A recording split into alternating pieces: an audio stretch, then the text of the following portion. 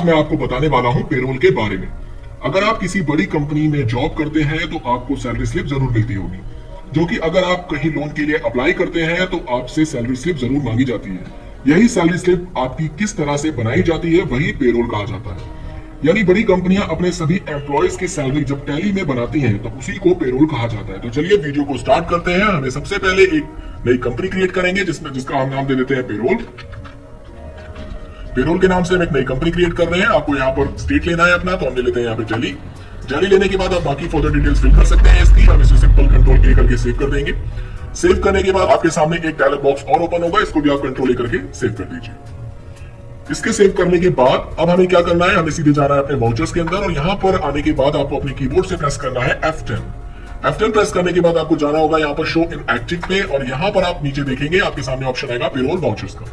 इसके अंदर से जाकर के आपको यहाँ पर पेरोल को क्लिक करना होगा, यानी पेरोल पे एंटर प्रेस करना होगा और आपके सामने एक नोटिफिकेशन आ जाएगी। इसको आपको एनेबल करना होगा, यानी इस पे हम यस प्रेस कर देंगे। इसके बाद आप देखेंगे पेरोल वाउचर आपका एक्टिव हो गया। अब पेरोल वाउचर हमारा एक्टिव हो गया तो अब हम दूसरा काम करते हैं। अब हम स्कैप करके एक बार पीछे चले जाते हैं। स्कैप करके पीछे जाने के बाद अब आपको जाना होगा क्रिएट के अंदर और क्रिएट में आप देखेंगे यहाँ पर आपका पेरोल मास्टर्स आपके सामने ओपन हो जाएगा। अब इसमें आप सबसे पहले एम्प्लॉय ग्रुप्स तैयार करेंगे, तो हम चले जाते हैं एम्प्लॉय ग्रुप्स के अंदर। और एम्प्लॉय ग्रुप में आपको बता दूं क्या होता है। जैसे मान लीजिए आप किसी बड़ी कंपनी में जॉब करते हैं तो जो बड़े बड़े ग्रुप्स होते हैं, जैसे कुछ मार्केट डिपार्टमेंट्स के, कुछ सेल डिपार्टमेंट्स के, और उन मार्केट डिपार्टमेंट में मान लीजिए 10 बंदे काम करते हैं, सेल डिपार्टमेंट्स के अंदर 10 बंदे काम करते हैं, तो उसी को ग्रुप कहा जाता है। तो चलिए हम 2 ग्रुप तैयार कर लेते हैं। सबसे पहले बना लेते हैं एक सेल्स डिपार्टमेंट।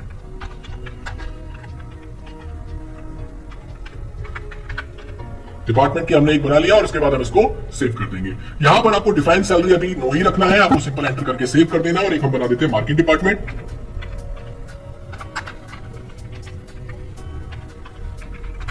और उसके बाद भी हम इसको एंटर प्रेस करेंगे। यहां पर इसको फिलहाल नो ही रखना है और एंटर करके इसको हम सेव कर देंगे। सेव करने के बाद स्कैप करके आप पीछे आ जाइए। यहां पर आपका जो दूसरा काम होगा वो आपका होगा यूनिट्स, यानी वर्क तैयार करना। तो यहां पर आप एंटर प्रेस करिए। एंटर प्रेस करने के बाद यहां पर आपको जो सिंबल है, यहां पर आपको बनाना होगा मिनट्स, यानी MIN सिंबल देना होगा और यहां पर आपको उसकी फुल फॉर्म लिख देनी है, जैसे मैं लिख देता हूं। और एंटर प्रेस करने के बाद यहां पर आपको नॉट एप्लीकेबल रखना है। यहां पर आपको कुछ भी फिल नहीं करना और सिंपल एंटर करके आप इसे सेव कर दीजिए। इसके बाद जो दूसरा सिंबल है वो तैयार कर लीजिए HRS, यानी आवर्स का। यहां पर आप उसकी फुल फॉर्म लिख दीजिए और इसको भी आप नॉट एप्लीकेबल करके एंटर करा के सेव कर दीजिए। यानी 2 सिंबल्स हमारे तैयार हो गए हैं। अब आपको जाना है टाइप के ऊपर और यहाँ पे आपको सिलेक्ट करना है कंपाउंड। कंपाउंड सिलेक्ट करने के बाद आप यहाँ पर आवर्स को सिलेक्ट करेंगे और यहाँ पर आप डाल देंगे 60, यानी कि 1 घंटे में 60 मिनट होते हैं। हम इसको डिफाइन कर देंगे और एंटर करके इसको हम सेव कर देंगे। अब आ जाइए स्कैप करके आप पीछे। इसके बाद अब आपका जो तीसरा काम है वो है अटेंडेंस प्रोडक्शन टाइप का। हम अब अटेंडेंस तैयार करेंगे, तो इसके ऊपर आप चले जाएंगे और यहाँ पर आप अटेंडेंस बना लीजिए। जैसे मैं बना लेता हूँ एक लीव, और लीव को हम प्राइमरी में डालेंगे और यहां पर आपको रखना है लीव विदाउट पे। इसका मतलब ये होगा कि जब भी हम लीव को यूज करेंगे तो लीव की जो सैलरी है वो एम्प्लॉय को नहीं दी जाएगी। तो इसलिए हम यहां पर रखेंगे लीव विदाउट पे और इसको हम डेज के अंदर रख करके एंटर करके सेव कर देंगे। जो डेज होगा वो बाय डिफॉल्ट अपने आप ले लेगा, आपको सिर्फ एंटर करके सेव करना है। इसके बाद आप दूसरा बना लीजिए ओवर टाइम का, और ओवर टाइम को भी आप प्राइमरी में रखिए और यहां पर आप लेंगे ओवर टाइम को प्रोडक्शन के अंदर। यानी जब भी ओवर टाइम लिया जाएगा तो कंपनी का प्रोडक्शन होगा, तो इस वजह से इसको प्रोडक्शन के अंदर रखेंगे। और यहां पर आप लेंगे आवर्स ऑफ 60 मिनट्स, यानी जब भी ओवर टाइम पर्सन लगाएगा, यानी जब भी आपका कोई एम्प्लॉय ओवर टाइम लगाएगा तो घंटे के हिसाब से उसको सैलरी दी जाएगी। तो इसलिए हम यहां पर रखेंगे आवर्स ऑफ 60 मिनट्स और इसको एंटर करके हम सेव कर देंगे। तो हमारा तीसरा काम भी कंप्लीट हो चुका है। अब हमें जाना है अपने पे हेड्स के अंदर, यानी अब हमें अपने पे हेड्स तैयार करने हैं। तो चले जाइए पे हेड्स में। पे हेड्स में जाने के बाद सबसे पहला जो पे हेड आपका बनेगा वो बनेगा बेसिक सैलरी का। तो यहां पर बना लीजिए बेसिक सैलरी और यहां पर आपको ध्यान रखना है, यहां पर आपको रखना है अर्निंग फॉर एम्प्लॉय। यहां पर अर्निंग फॉर एम्प्लॉय आप क्यों देंगे, क्योंकि बेसिक सैलरी जो एम्प्लॉय होता है उसकी अर्निंग होती है। तो यहां पर हम इसे अर्निंग फॉर एम्प्लॉय के अंदर रखेंगे। अब आप देखेंगे आपके सामने 2 ऑप्शन शो हो रहे हैं। एक आ रहा है आपका फिक्स और दूसरा आ रहा है वेरिएबल। फिक्स इसका मतलब ये कि आपकी कंपनी आपको जो सैलरी देती है वो फिक्स देती है, और वेरिएबल का मतलब होता है ये सैलरी आपकी कम या ज्यादा हो सकती है। जैसे मान लीजिए दिहाड़ी मजदूर, तो यहाँ पर जो सैलरी हमारी वो फिक्स है, तो हम यहाँ पर फिक्स रखेंगे। अब यहाँ पर आपको देना है कि कंपनी का ये क्या है, डायरेक्ट एक्सपेंस है या इनडायरेक्ट एक्सपेंस है। कंपनी आपको सैलरी मंथली देती है या पर डे के हिसाब से या वीकली के हिसाब से देती है। तो ये सैलरी मान लीजिए हम इनडायरेक्ट एक्सपेंस रखेंगे कि जो हमारी बेसिक सैलरी है वो महीने में हमें मिलती है, तो यहाँ पर इसे इनडायरेक्ट एक्सपेंस रखेंगे। इसके बाद आपको यहाँ पर कुछ भी छेड़ना नहीं है, आपको नीचे आ जाना है सीधे कैलकुलेशन टाइप के अंदर और यहां पर आप रखेंगे एज यूजर डिफाइंड वैल्यू, यानी यूजर डिफाइन करे कि इसकी सैलरी कितनी है। तो यहां पर हम इसे सिंपल एंटर करके सेव कर देंगे। यहां पर हम बनाएंगे दूसरा पेड डीए का। डीए का मतलब होता है डियरनेस अलाउंस। तो यहाँ पर हम इसे भी अर्निंग फॉर एम्प्लॉय ही रखेंगे, क्योंकि ये भी एम्प्लॉयज की अर्निंग ही होती है। यहाँ पर आप इनकम टाइप जो भी देना चाहें वो दे सकते हैं, फिक्स या वेरिएबल, तो हम यहाँ पर फिलहाल इसे फिक्स ही रखेंगे। और उसके बाद हम इसे लेंगे इंटरेक्ट एक्सपेंस, क्योंकि अब ये मंथली रिसीव हो रहा है तो हम यहाँ पर मंथली के लिए इंटरेक्ट एक्सपेंस ही रखेंगे। और उसके बाद एंटर प्रेस करने के बाद यहाँ पर हम देंगे एज कंप्यूटेड वैल्यू, जिसका कैलकुलेशन टाइप होगा वो एज कंप्यूटेड वैल्यू होगा। अब इसके अंदर आपको लेना है नॉर्मल राउंडिंग, और यहाँ पर लिमिट आप कोई भी नहीं देंगे। एंटर प्रेस करके नीचे आ जाइए और यहाँ पर आपको जो लेना है वो लेना है ऑन स्पेसिफाइड फॉर्मूला, इस पर एंटर प्रेस करिए। और ये जो हमारा डीए है वो किसके ऊपर डिपेंड होना चाहिए, तो वो बेसिक सैलरी के ऊपर डिपेंड होना चाहिए। हम बेसिक सैलरी लेंगे यहाँ पर और यहाँ प्रेस करेंगे एंड ऑफ लिस्ट। और इसके बाद अब आपको करना क्या है, यहाँ पर आप देखेंगे अमाउंट अप टू, यानी यहाँ पर आप जो भी वैल्यू देंगे, जैसे मैं दे देता हूँ 35,000, यानी 35,000 तक अगर किसी की सैलरी हो तो यहाँ पर आप स्लैब टाइप जो भी रखना चाहे वो रख सकते हैं। मैं फिलहाल परसेंटेज रख रहा हूँ और यहाँ पर रख लेते हैं मान लीजिए 8%, और यहाँ पर हम ले लेते हैं मान लीजिए 5%। अब इसका मतलब ये हुआ कि अगर किसी की बेसिक सैलरी 35,000 रुपए से ऊपर होगी तो उसको 5% का डीए मिलेगा, और अगर बेसिक सैलरी आपकी 35,000 रुपए तक होगी तो उसको 8% का डीए मिलेगा। तो इसे आप एंटर प्रेस करके सेव कर दीजिए। यहाँ पर एक और पीरियड बना लीजिए डीए का, यानी कि ट्रैवलिंग अलाउंस का, और एंटर प्रेस करके आप इसे भी अर्निंग फॉर एम्प्लॉय दे दीजिए। और यहाँ पर आप फिक्स वेरिएबल जो भी रखना चाहे वो रख सकते हैं आप अपने हिसाब से, तो हम यहाँ पर फिक्स रखेंगे। और यहाँ पर रखेंगे इंडायरेक्ट एक्सपेंस, और यहाँ पर आप कैलकुलेशन टाइप में वापस एज कंप्यूटेड वैल्यू लेंगे, यहाँ पर वही सेम नॉर्मल राउंडिंग लेंगे, और यहाँ पर आप ऑन स्पेसिफाइड फॉर्मूला लेंगे, और यहाँ पर आप लेंगे बेसिक सैलरी, ताकि ये भी हमारा जो डी है वो भी बेसिक सैलरी के ऊपर डिपेंड होता है। एंटर प्रेस करेंगे यहाँ पर। इसके बाद आपको क्या करना है, सेम वही वैल्यू दे देनी है। यहाँ पर आप जो भी वैल्यू रखना चाहें आप अपने हिसाब से रख सकते हैं, तो हम वही वैल्यू देंगे वापस 35,000। और उसके बाद एंटर प्रेस करने के बाद मैं आपको वैल्यू भी समझा देता हूं कि अगर मान लीजिए कि किसी की बेसिक सैलरी 35,000 रुपए तक है तो उसको मान लीजिए जो कंपनी है वो टीए यानी ट्रैवलिंग अलाउंस सिर्फ 1,000 रुपए देगी। और अगर किसी की बेसिक सैलरी मान लीजिए 35,000 रुपए से ऊपर है तो उसको जो वैल्यू मिलेगी यानी उसको जो पेमेंट मिलेगी वो मान लीजिए 2,000 रुपए मिलेगी। तो इसको हम एंटर प्रेस करके सेव कर देंगे।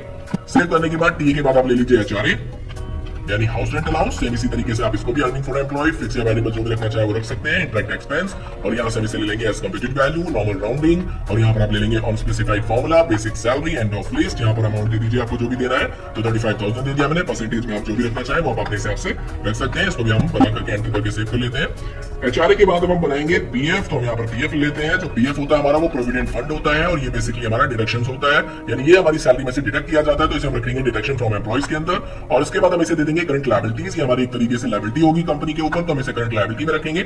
और उसको भी आप एंटर प्रेस करके एज कंप्यूटेड वैल्यू लेंगे, नॉर्मल राउंडिंग लेंगे, और वही फॉर्मूला फिर से पुट करेंगे और स्पेसिफाइड फॉर्मूला बेसिक सैलरी, यानी ये भी हमारा बेसिक सैलरी के ऊपर ही डिपेंड होगा। तो यहाँ पर आप जो भी वैल्यू देना चाहे अपने हिसाब से दे सकते हैं, मैं सेम वही वैल्यू दूंगा।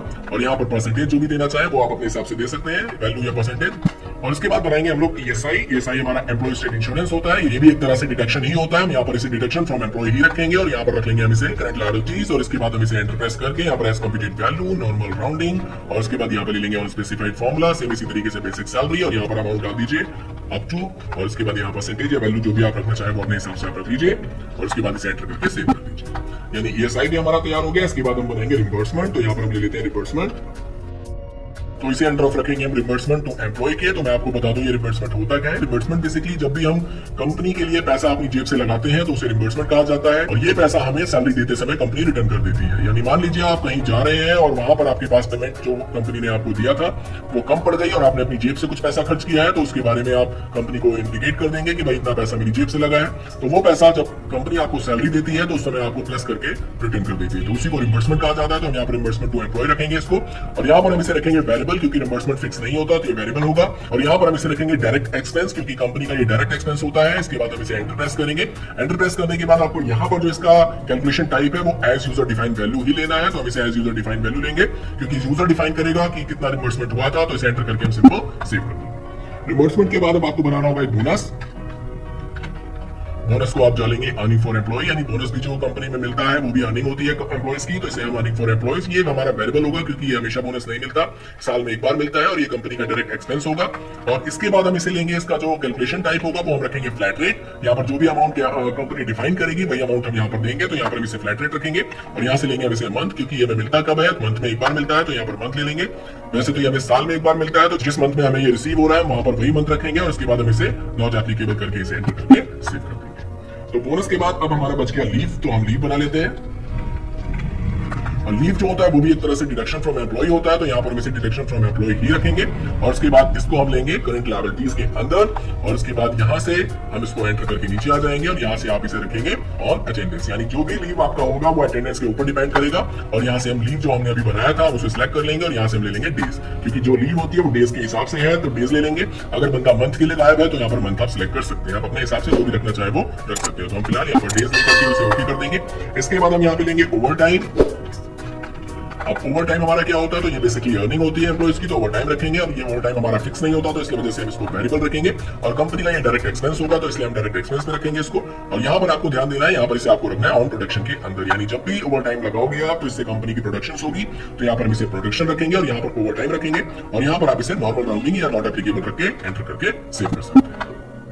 तो ये बन गया हमारे पे हेड्स। अब एक पे हेड हमारा लास्ट बचा है, वो भी हम कंप्लीट कर लेते हैं। तो यहाँ पर जो लास्ट पे हेड है हमारा वो बनाएंगे सैलरी पेबल का।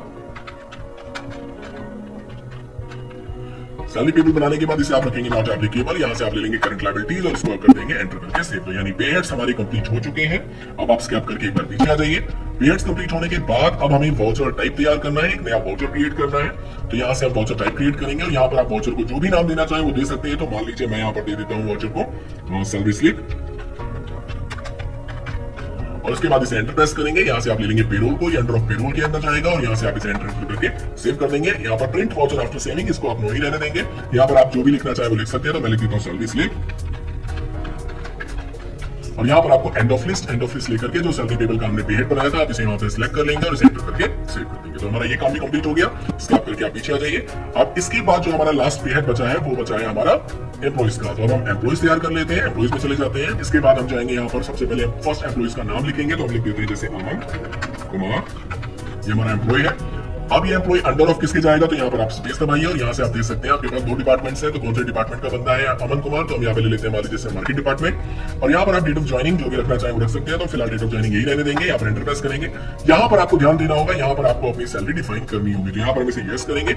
यस कराने के बाद आपको यहाँ पे लेना है बेसिक सैलरी, फिर बोनस लेना है। तो बोनस आपको बताना है कि बोनस कितना आपका लगेगा। तो यहाँ पर हम बोनस दे देते हैं लाइक 1000 रुपए, 1000 रुपए हमारा बोनस लगेगा। उसके बाद ESI, HRA, लीव कितना डिडक्ट होगा, तो लीव दे दिया हमने मान लीजिए 500 पर डे के हिसाब से डिडक्ट होगा। ओवर टाइम कितना मिलेगा, तो 100 रुपए पर घंटे के हिसाब से मिलेगा। और उसके बाद PF, रिम्बर्समेंट और TE डाल करके हम इसको एंटर करके सेव कर देंगे। अब आप देखेंगे यहाँ पर आपके सामने पहला ऑप्शन है एम्प्लॉय नंबर्स। तो यहाँ पर आप एम्प्लॉय नंबर डाल सकते हैं, मान लीजिए मैं एम्प्लॉय नंबर डाल देता हूँ। और उसके बाद डेजिग्नेशन, यानी ये बंदा है कौन, तो हम दे देते हैं लाइक मैनेजर। और उसके बाद यहाँ पर फंक्शन, वो काम क्या करता है, तो हम दे देते हैं मैनेजिंग। और इसके बाद यहाँ पर लोकेशन किस जगह पे करता है, तो हम दे देते हैं यहाँ पे संत नगर। और उसके बाद यहाँ पर जेंडर मेल या फीमेल है, तो यहाँ पर आप ले लीजिए मेल या फीमेल जो भी लेना चाहे। डेट ऑफ बर्थ उसकी जो भी फिल करनी चाहिए वो फिल कर सकते हैं आप। और यहाँ से आप इसका ब्लड ग्रुप सेलेक्ट कर लीजिए। और उसके बाद यहाँ पर आप इसका मदर या फादर नेम दे सकते हैं। तो हम यहाँ दे देते हैं दीपक कुमार। तो यहाँ पर एंटर प्रेस करने के बाद आप इसे स्पोज नेम दे सकते हैं। तो मैं दे देता हूँ मीनाक्षी। और उसके बाद एंटर प्रेस करने के बाद यहाँ पर मैं दे देता हूँ उसका एड्रेस। तो यहाँ पर एड्रेस दे दीजिए जो भी उसका एड्रेस है। तो मैंने यहाँ एड्रेस फिल कर दिया उसका।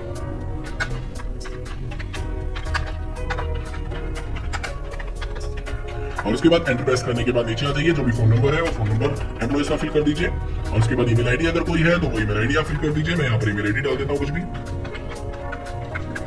उसके बाद यहाँ पर आपको उसकी बैंक डिटेल्स प्रोवाइड करनी पड़ेगी। तो यहाँ पे इसे आप यस करिए। यस करने के बाद आप देखेंगे यहाँ पर आपका अकाउंट नंबर मांग रहा है, यानी जो भी उस एम्प्लॉय का बैंक अकाउंट नंबर होगा, यानी जो सैलरी है उसके बैंक अकाउंट में ट्रांसफर की जाएगी। तो उसके अकाउंट की डिटेल पूरी देनी होगी आपको। तो यहाँ पर हम अकाउंट नंबर डाल देते हैं, जो भी आप देना चाहें वो फिल कर सकते हैं। IFSC कोड दे दीजिए। तो मैं IFSC कोड दे देता हूँ। और इसके बाद नीचे आप बैंक नेम दिखा सकते हैं, बैंक नेम दे सकते हैं। तो यहाँ पर आप इसे बैंक नेम डाल दीजिए। तो मैं दे देता हूँ यहाँ पर SBI बैंक। और उसके बाद एंटर प्रेस करिए। यहाँ पर ब्रांच दे सकते हैं। तो ब्रांच मैंने दे दिया लाइक संत नगर।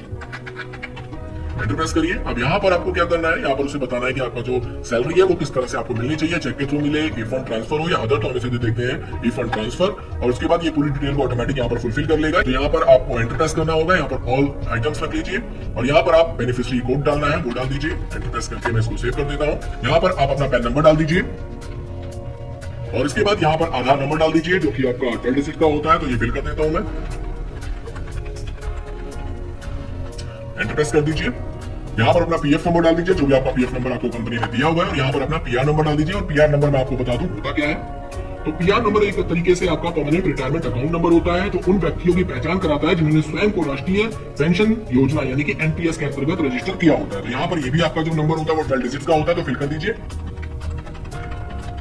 और उसके बाद आप इसे एंटर प्रेस करके सेव कर दीजिए। अब पीएसआई नंबर जो भी है आपका, एम्प्लॉय स्टेट इंश्योरेंस नंबर जो भी है वो आप फिल कर दीजिए, जो कि आपको कंपनी ने दिया होता है वो भी फिल करके आप इसे एंटर प्रेस करके सेव करा दीजिए। तो हमारा अमन कुमार जो था उसकी पूरी डिटेल फिल हो चुकी है। तो एक एम्प्लॉय और क्रिएट कर लेते हैं हम लोग, जैसे दीपक यादव, और उसको एंटर प्रेस करिए।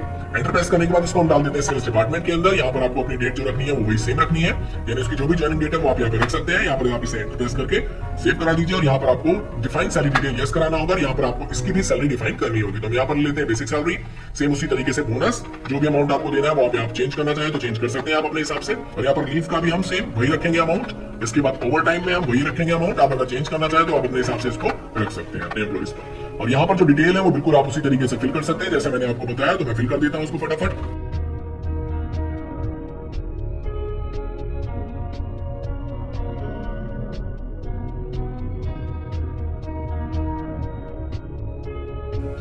इसके बाद हमारे एम्प्लॉइज कंप्लीट हो चुके हैं। अब आपको जाना है स्कैप करके पीछे। एम्प्लॉइज बनाने के बाद अब हमें क्या करना है, अपने अटेंडेंस प्रोडक्शन टाइप्स को मेंटेन करना है। तो इसके लिए हम चले जाते हैं स्कैप करके पीछे।